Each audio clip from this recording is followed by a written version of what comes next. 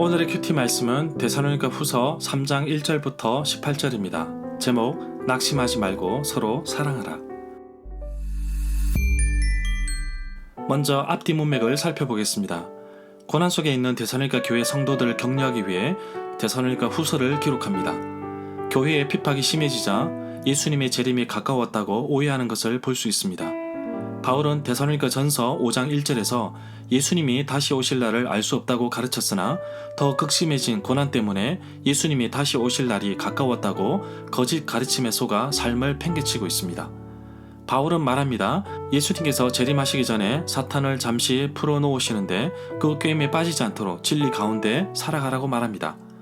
극심한 핍박 속에서 데살로니가 교회 성도들은 세상의 마지막 날만 바라보고 있습니다. 바울은 이 세상에 맨 처음으로 시선을 돌립니다. 이미 창세전에 하나님은 우리를 구원하시기 위해 그 길을 예정해 놓으셨다고 말합니다. 극심한 고난 속에서 예수님이 다시 오실 날만 기다리며 게으름을 피우며 심지어 일을 하지 않는 사람도 있었습니다. 게으른 자들이라고 말하는 사람들은 자신의 삶을 내팽개치는 사람들인데 교회에 많았습니다. 바울은 이들을 돌이키기 위해서는 낙심하지 말고 더 사랑하는 것 뿐입니다. 문단을 나눠보겠습니다. 1절부터 5절은 바울의 기도 부탁, 6절부터 15절은 게으른 사람들에 대한 노동의 의무, 16절부터 18절은 작별 인사. 1절에 보면 바울은 데살로니가 전서 마지막 부분에서도 우리를 위하여 기도하라고 당부하고 마쳤습니다. 데살로니가 교회 성도들도 극한 박해에 시달리고 있지만 바울 자신도 적지 않은 많은 반대 세력들에 의해서 공격을 받고 있습니다. 복음을 전하는 자들에게 끊임없이 사탄의 공격이 있습니다. 그래서 기도를 부탁드립니다. 선교사들이 가장 두려워하는 것은 추방되는 것도 아니고 죽음의 공포도 아닙니다. 성도님들의 기도 속에서 잊혀지는 것입니다. 기도해 주십시오. 2절에 보면 악한 세상으로부터 해방되는 것을 바라는 것이 아니라 우리가 무리하고 악한 사람들의 세력 앞에 보호받기를 바라는 것으로 또한 그 악한 세력으로부터 구원받기를 바라는 것으로 해석할 수도 있습니다. 바울은 모든 사람이 복음을 다 받아들이는 것이 아니라는 것을 강조하며 복음을 전하는 데 있어서 방해되는 것도 많다는 사실도 자신의 경험을 통해 설명하고 있습니다. 바울은 로마서 마지막 부분에서도 유대에서 순종하지 아니하는 자들로부터 건짐을 받게 해달라고 부탁하고 있습니다. 6절에 보면 게으르게 행하며 도무지 일하지 아니하고 일을 만들기만 하는 자들이 있다고 합니다. 바울은 데살로니가 전서 5장 14절에서 형제들에게 권면을 하고 있습니다. 게으른 자들을 권계하고 마음이 약한 자들을 격려하고 힘이 없는 자들을 붙들어주며 모든 사람에게 오래 참으라고 하였습니다. 바울은 일에 대한 의무를 강조하고 있습니다. 독자들에게 그의 교훈을 지키지 않는 것에 대해 관계를 멀리하라고 말합니다. 데살로니가 전서 3장 6절부터 7절과 3장 11절에서 게으르게를 게으른 사람으로 번역할 수도 있습니다. 이것은 무질서한 삶이라는 생각을 암시하는 듯 보입니다.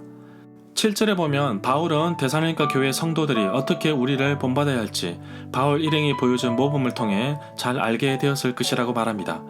바울은 자신들이 데살로니가 교회 성도들과 함께 있을 때에 결코 게으름을 피우거나 무절제한 삶을 살지 않았다고 말합니다. 데살로니가 전서 1장 6절에 보면 너희는 많은 환난 가운데서 성령의 기쁨으로 말씀을 받아 우리와 주를 본받는 자가 되었다고 말하고 있습니다. 그리고 10절에서는 일하기 싫어하는 사람들은 먹을 자격도 없다고 경고하고 있습니다. 11절에 보면 바울이 이 구절에서 주장하는 것은 그들의 문제점이 단순히 게으르고 나태한 것이 아니라 쓸데없는 일거리를 만든다는 것입니다. 바울은 3절에서 게으르게 행하고 우리에게서 받은 전통대로 행하지 아니하는 모든 형제에게서 떠나라고 말하고 있습니다. 게으른 자들에 대한 경고의 메시지가 디모데전서 5장 13절에도 나옵니다. 또 그들은 게으름을 익혀 집집으로 돌아다니고 게으를 뿐만 아니라 쓸데없는 말을 하며 일을 만들며 마땅히 아니할 말을 하나니. 12절에 보면 이 구절에 조용히 일하여 라는 뜻은 질서 있게 살고 일하여 라고 번역할 수도 있습니다. 바울은 데살로니가 전서 4장 11절에서도 조용히 자기 일을 하고 너희 손으로 일하기를 힘쓰라고 말하고 있습니다. 16절에 보면 작별 인사를 포함한 마지막 말은 이 당시의 일반적인 편지의 형식이었습니다. 마지막 부분에서도 안부를 보통 묻고 있습니다. 17절에 보면 바울은 친필로 문안하는데 이 글씨로 바울이 친히 보내는 편지에 서명함으로써 자신이 직접 편지를 쓰는 방식이라는 것을 알 수 있습니다.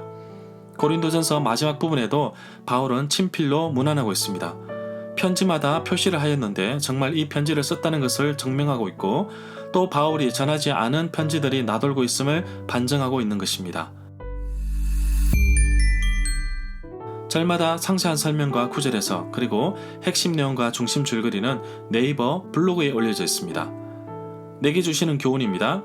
교회를 배에 비유하기도 합니다. 교회 모든 분들이 정말 열심히 일하고 헌신하는 모습을 보며 마치 전투함에 비유합니다.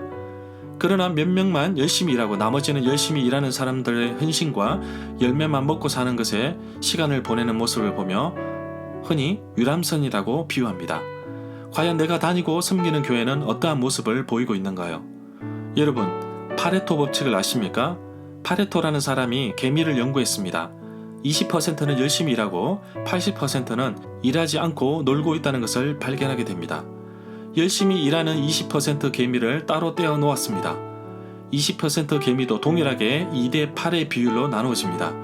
열심히 일하던 20% 개미 그룹도 또다시 열심히 일하는 20% 개미와 80% 놀고 먹는 개미로 나누어집니다. 오늘날 교회도 열심히 봉사하는 분들, 헌신하는 분들이 교회의 20%라고 해도 될 것 같습니다. 교회는 결코 유람선이 아닙니다. 모두가 다 수고하고 헌신하였기에 위로받고 격려를 받아야 합니다. 사람이 격려하지 않아도 우리 하나님께서 나의 수고를 아십니다.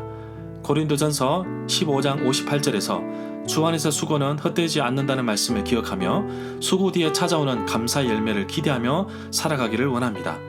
계속 살아가는 가운데 낙심하는 일들이 많습니다. 나를 끝까지 사랑해 주시고 믿어주시는 우리 하나님을 기억하며 사람을 보며 세상을 보지 않게 하옵소서. 오늘도 나의 삶의 기준이 하나님이심을 고백하는 하루가 되기를 간절히 소망합니다.